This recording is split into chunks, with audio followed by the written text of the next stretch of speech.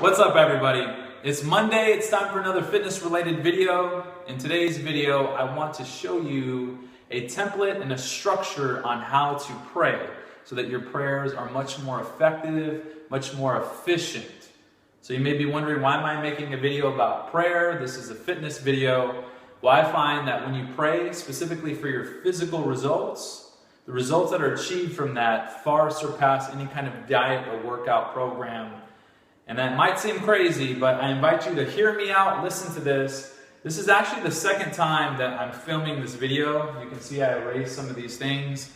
And that's because this video is, the second time I condensed it and it was 30 minutes long.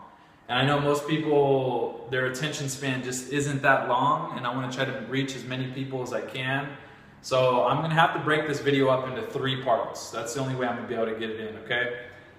So this first video is going to be about the bare bone structure of prayer, just the skeleton template. Okay, in the second video, I'm going to talk about how you can take that bare bone structure and template, that prayer template, and just magnify it. I'm going to give you 3 ways on how you can completely magnify that prayer and the probability that it will be answered. And then in the last video, I'm going to show you basically why it won't work.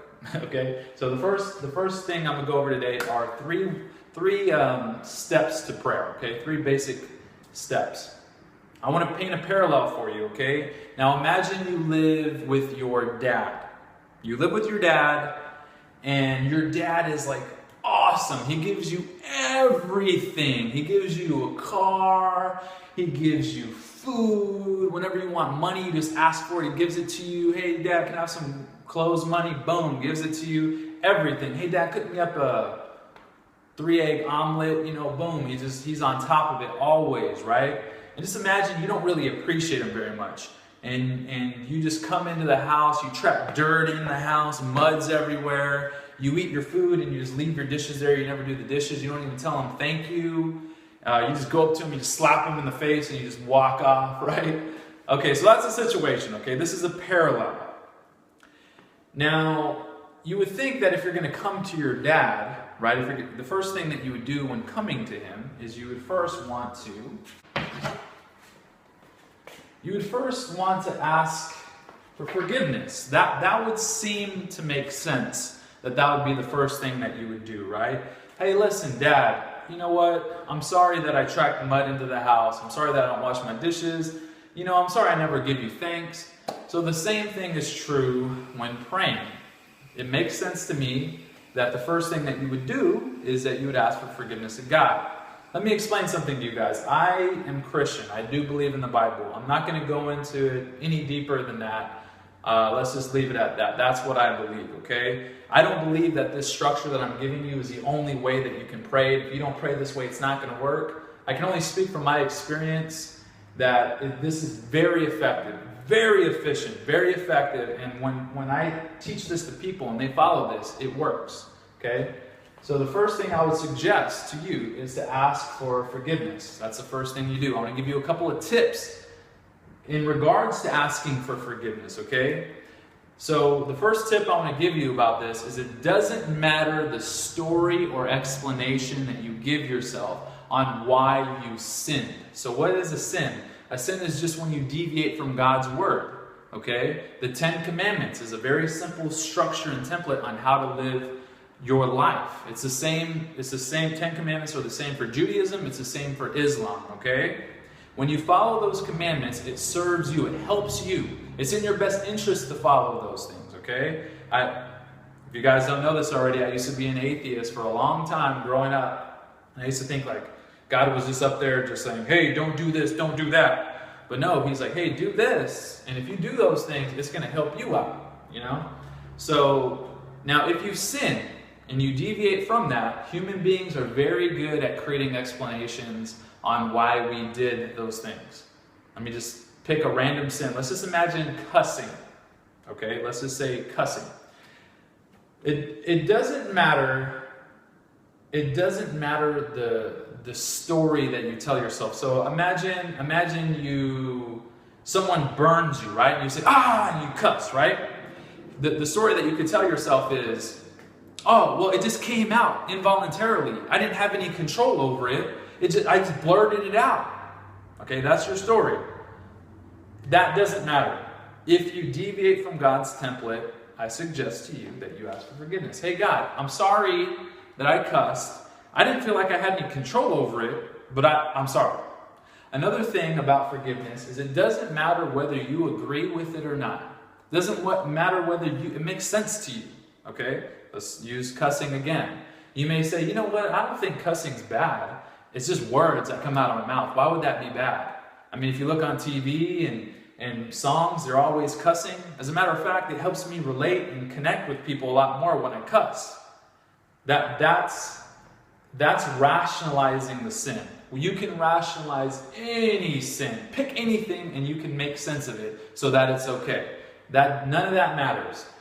The main thing is if you deviate from God's template, I encourage you to ask for forgiveness. Whether you think it's involuntary, whether you think you had any control over it or not, whether you think that whether it doesn't, even if it doesn't make sense. If it doesn't make sense to you, if you don't understand it, or if you don't even agree with it, that doesn't matter. You deviate from God's plan, ask for forgiveness. Boom, okay? Now, once you've done that, to go back to the house analogy, ultimately you're praying to God, right? God, forgive me for these things, and you just reflect back on the things that you did that weren't in alignment with God. But to go back to the house analogy, Dad, forgive me for tracking mud into the house, and you just go through the things that you think that you're doing wrong. Then you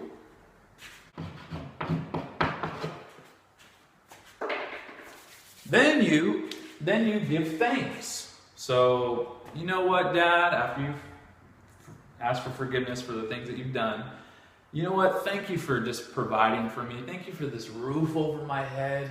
Thank you for just giving me money when I ask you for it. Thank you for cooking me food. Thank you for washing my dishes. Thank you for not being angry at me when I slap you in the face and just, showing mercy on me. Thank you, Dad. So that's the next thing, is you give thanks, okay? Again, when I was atheist, I used to think, why would I want to give thanks to God for? For what? God knows everything already, right? Why would I need to give thanks to God? And you know what? I did it. I'm the one that worked for this house. Why would I give thanks for God? I'm the one responsible. That doesn't matter. It doesn't matter whether you think you earned it, everything was on you. You still give thanks for everything that's in your experience. And the thing about this empowers you. It's not about God, like you have to give thanks to God because somehow God needs to hear it from you. No. What you focus on expands. What you appreciate appreciates. So the more that you give thanks for those things, the more these things are going to show up. The more that these things are going to amplify and grow. So this is actually an empowering thing. This serves you. This helps you to give thanks. Once you've done these things, then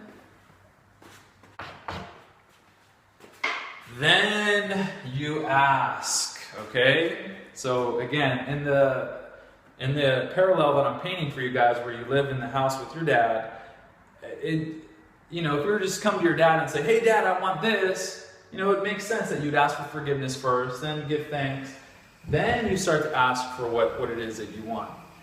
And with this one, it's very, very important that you are very specific with what it is you want. Because I can almost guarantee you that if you follow this process and if you watch my other video and you do those other things that I'm going to go over with you guys, I can almost guarantee that it will work. I did a prayer experiment. I don't know. I'll put a link to that in the description below. The control group was 50 people. To date, it's upwards to over 500 people, and the results are the same. All I can say is prayer is super powerful, okay? I think we've been tricked into believing that we're not as powerful as we are, that we don't have this ability, okay? What I'm trying to get at is, if what you ask for, you're probably going to get the thing. So you want to be careful about what you're asking for. Prayer is a process. It's an ongoing thing of asking, realizing, oh man, that's not actually what I wanted, and then realizing, oh, I want that thing, and then going through this process, asking for that thing. It's a process. It's an ongoing thing. That's it, guys. I appreciate those of you who stuck around and listened to this whole thing. Good for you. I invite you to listen to the next video that I put out here, which basically is going to show how to take these things and amplify them. I feel like the next two videos are just mandatory for you guys to watch if you want to go through this process, okay? Again, I wanted to cut the video time down as short as possible. All right, guys, if you know anyone that can benefit from this information, do me a favor, share that video. It helps me out. It helps them out. And subscribe to my YouTube channel. Go find me on YouTube. If you're looking at this on YouTube, find me on Facebook. Let's be friends. And that's it. God bless you all. Hope to see you guys in the next video. Adios.